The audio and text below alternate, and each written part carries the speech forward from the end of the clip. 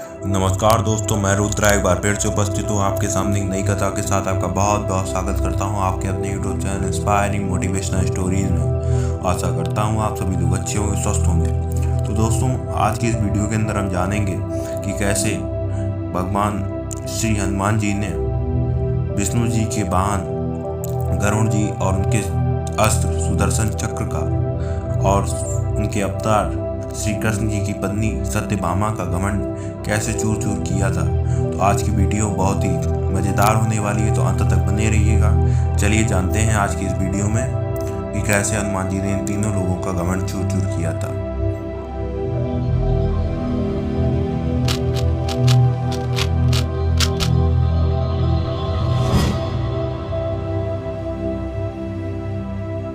तो एक बार की बात है, श्री कृष्ण जी अपनी पत्नी सत्यभामा के लिए पारिजात का वृक्ष लाकर देते हैं, जिसके चलते उनकी पत्नी सत्यभामा को खुद पर घमंड हो जाता है कि वह श्री कृष्ण की सबसे प्रिय है, उनसे बढ़कर कोई नहीं, उनसे सुंदर कोई नहीं।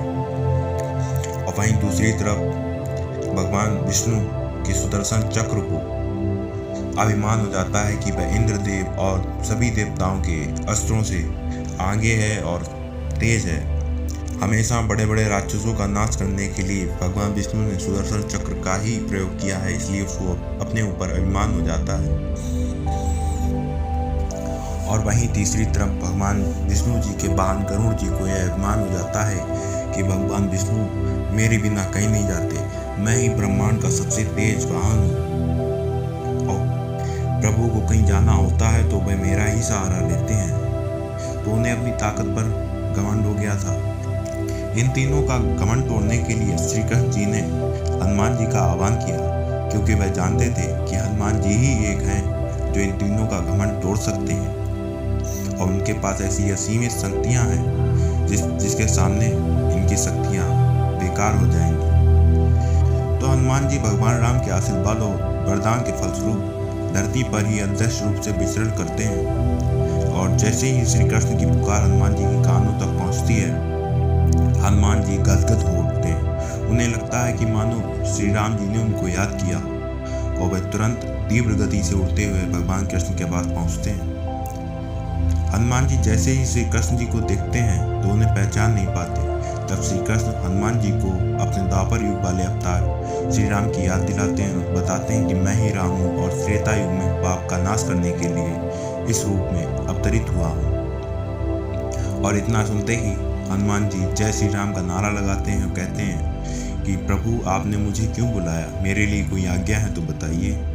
तब श्री कृष्ण जी हनुमान जी को बोलते हैं कि यहाँ से एक कुछ दूर एक वाटिका है जहाँ पर बहुत स्वादिष्ट फल लगे हैं, जाओ तुम उन फलों का आनंद लो और आते हुए मेरे लिए भी कुछ फल लेकर आना। और हनुमान जी वाटिका में पहुँचते हैं, सुंदर मीठे फलों का आनंद ले रहे होते हैं, लेकिन उनका स्वभाव बंदर और चंचल प्रकृति का होता है, जिससे वह एक पेड़ से दूसरे पेड़ और पेड़ों को नुकसान पहुंचाने में लगते हैं। ये खबर आग की तरह पूरी द्वारिका नगरी में फैल जाती है कि एक विशाल दंड बानर पूरी वाटिका को तहस नहस कर रहा है। यह खबर जैसे ही श्री कृष्ण तक पहुंचती है तो भगवान श्री कृष्ण अपने वाहन गरुड़ को बुलाते हैं और कहते हैं जाओ और जाकर देखो कि वाटिका में कौन सा एक बानर घुस आया है जो बहुत उदंड मचा रहा है।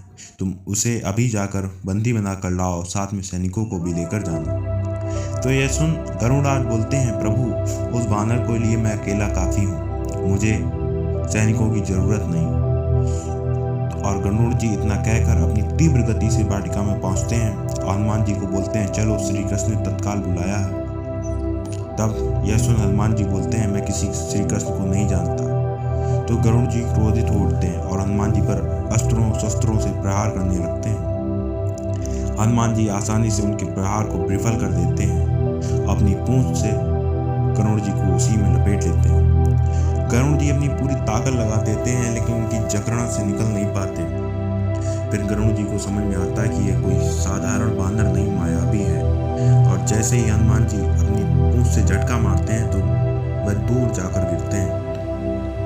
तब किसी तरह गरुड़ जी बचते बचाते श्री कृष्ण तक पहुंचते हैं और उन्हें अपनी बताते हैं और कहते हैं प्रभु मुझे क्षमा करें, मैं उस बानर को ला नहीं पाया, वह बहुत शक्तिशाली है, मायावी है, जिसके सामने मैं कमजोर पड़ गया। तो गरुड़ जी की इस बात को सुन श्री कृष्ण के मन में बहुत प्रसन्नता हुई और सोचने लगे, इस घटना से गरुड़ की ताकत का तो घमंड टूट गया, लेकिन उनका घमंड टूटना बाकी है कि उनकी गति बहुत तेज है। तो यह विचार करते हुए श्री कृष्ण बोलते हैं, हे गरुड़, आप चिंता न करें। आपने अपनी तरफ से जो प्रयास किया वो बहुत काबिले तारीफ है। मैंने अभी अपनी शक्तियों से पता लगाया है कि यह कोई साधारण बानर नहीं, वह स्वयं राम भक्त हनुमान है। इसीलिए जब आपने मेरा नाम लेकर उनको कहा तो वह नहीं आए। आप इस बार फिर से जाइए, उनको कहिए कि भगवान श्री राम ने बुलाया है और उनको अपनी पीठ पर बैठाकर यहाँ पर लेकर आइए। गरुड़ जी फिर से हनुमान जी के समक्ष जाते हैं और उन पर प्रहार करने की क्षमा मांगते हैं और बोलते हैं, चलिए, आपको श्री राम ने बुलाया है। श्री राम का नाम सुन हनुमान जी तो प्रसन्न हो जाते हैं और कहते हैं, आप चलो, मैं आता हूँ। तब गरुड़ जी कहते हैं, आप मेरी पीठ पर बैठ जाएं, मैं तीव्र गति से आपको राम जी के पास पहुंचा दूंगा। तब हनुमान जी मना करते हैं और कहते हैं, आप चलिए, हम आ रहे हैं। गरुड़ जी तेजी से उड़ान भरते हैं और वहीं श्री कृष्ण ये सब कुछ देख रहे होते हैं। वह जानते थे कि हनुमान जी गरुड़ से पहले पहुंच जाएंगे।